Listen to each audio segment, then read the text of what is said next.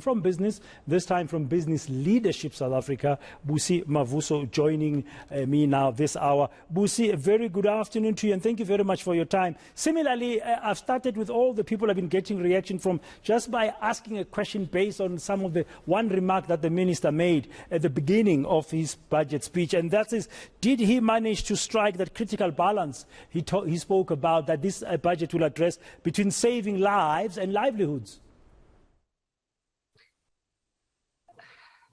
But then, good afternoon, and thank you very much for inviting me. I think it did. I think from a tone perspective, this budget was definitely a 7 or 8, but from an implementation perspective, I think the verdict is still out on that. If you were to ask me, I'll probably give it a 3 or a 4, because some of the things that came out of this budget are definitely not new. These are the things that we've been talking about, for quite some time, and we are just continuously failing at implementation. But I think the other frustrating thing is that we are not addressing the issues that are leading to the failure of implementation. The policy rigidities, the processes that are not working, the constraints, when some of the processes that government has to expedite and accelerate the implementation of some of these things are just not being addressed. So from an aspiration perspective, we know what needs to be done. From a focus perspective, we are very much aware what our problems are. But in terms of implementation, we don't seem to be getting down to the crux of the matter in terms of addressing some of those issues that are actually delaying implementation, as it were. So I think let's give it to him. It definitely produced a good maiden budget that managed to definitely expand expenditure in some areas while ensuring that government remains on track to consolidate its debt outlook.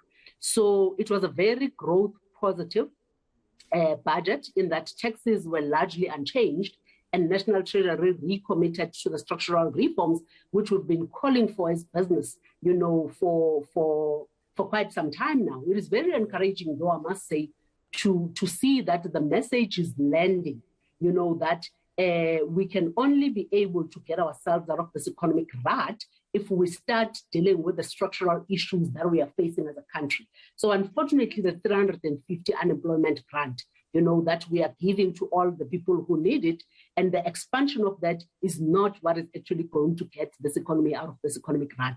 It is the implementation of critical structural reforms, which is those interventions that will ensure that the economy grows at the right levels to be able, to deal with the high levels of unemployment that we see in this country. And the minister, as well as the president in his SONA, address those issues. So I think from that perspective, it was definitely a positive budget.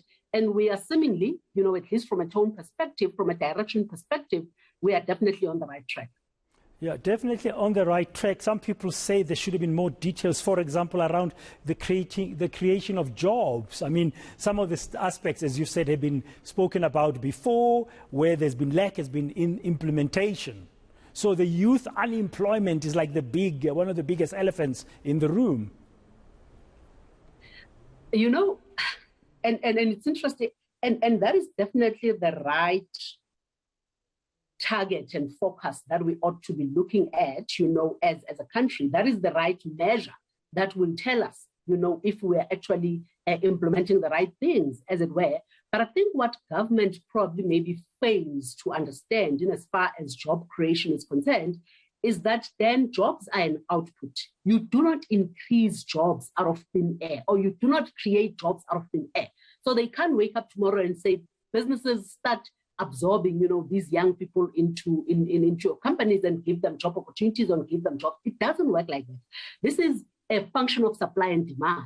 Jobs are driven by demand. Demand is driven by households having disposable incomes, and households will only have disposable incomes, if they've got employment, as it were. And employment will only be created if the economy is growing at the right level. The economy will only grow at the right level if the structural issues that we've been talking about as business, which goes back to the structural reforms, if those structural issues are addressed. You're currently sitting in an environment, for instance, where the issue of the spectrum has been discussed for the past 15 years.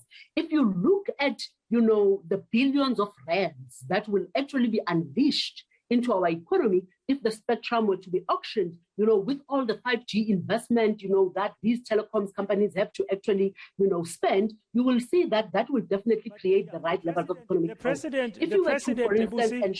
On the spectrum as an example, the president said from March, he gave a date they're going to start the auctioning. Just a final word for you. You've explained how you look at the budget overall from a BLSA perspective and what will be missing. So just in the last minute we have, that's left.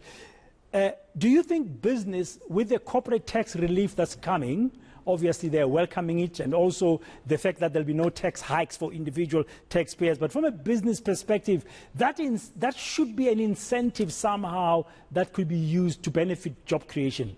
Don't you think so?